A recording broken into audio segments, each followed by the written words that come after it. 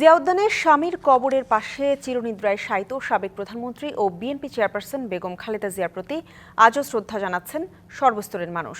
ঘন কুয়াশা আর শীত উপেক্ষা করে শুক্রবার ভোর থেকেই দল মত নির্বিশেষে সব শ্রেণী পেশার মানুষ আসছেন জিয়া উদ্যানে।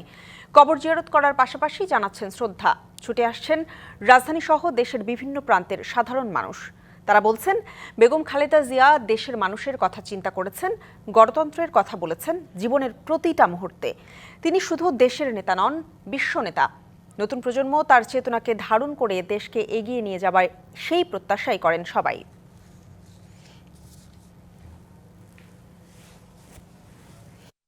আর আজকে আমি এখানে দোয়া করতে এসেছি। আমি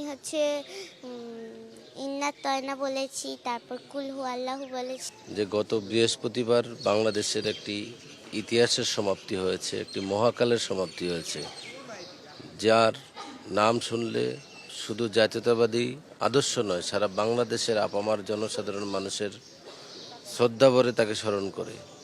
দেশমাতা এবং শহীদ প্রেসিডেন্ট জিয়াউর রহমানের জন্য সবাই দোয়া প্রার্থনা করে এবং আমাদের নেতা জনাব তারেক রহমানকে যাতে সবাই পাশে দাঁড়ায় এবং আমাদের তারেক রহমানও যাতে তার মায়ের অপূর্ণ কাজগুলো পূর্ণ করতে পারে। এ বিষয়ে আরও জানাতে জিয়া উদ্যান থেকে যোগ দিচ্ছেন সহকর্মী আরিফুল ইসলাম। আরিফ, বেগম খালেদা জিয়ার কবরে শ্রদ্ধা জানাতে আসা মানুষ কি বলছেন জানাবেন। নিশ্চয়ই, সেটা আমি যদি একটু বলতে চাই, দলমত নির্বিশেষে সাধারণ মানুষ এই শীত এবং কি কুয়াশা উপেক্ষা করে তারা কিন্তু ছুটে আসছেন প্রিয় নেতা যাকে আসলে কবর দেওয়া হয়েছে। এই জায়গাটিতে আসলে ছুটে আসছেন তারা একটা উদ্দেশ্য, তাদের প্রিয় নেতাকে পাশে এসে দাঁড়িয়ে শ্রদ্ধা এবং কি ভালোবাসা এবং কি দোয়া করবেন সেই প্রত্যাশায় কিন্তু আসছেন। সকাল থেকে আমরা দেখেছি শুধুমাত্র বড়রা কিন্তু আসছেন না, আসছেন ছোটরাও। তারা টেলিভিশনে দেখেছেন বিএনপি চেয়ারপারসন বেগম খালেদা জিয়াকে, তার জানাজা দেখেছেন ছোটরা, এমনকি তারাও এই অংশ নিচ্ছেন দোয়া করার কাজে।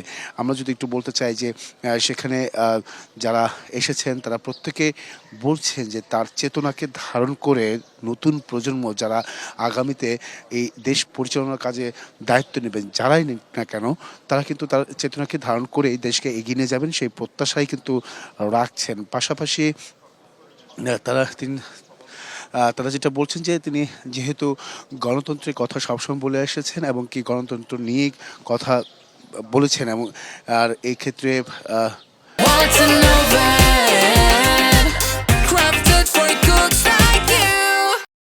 আধিপত্যবাদী বিরোধীর বিষয়ে কথা বলেছেন, সেসব বিষয়ও কিন্তু সেই বিষয়গুলো কিন্তু তারা তুলে ধরেছেন। এর আরেকটি যদি বলতে চাই, দেখুন এখানে কুরআন শরীফ তেলাওয়াত করা হচ্ছে এবং কি বিভিন্ন সংগঠন থেকে ফুল দিয়ে শ্রদ্ধা নিবেদন করছেন।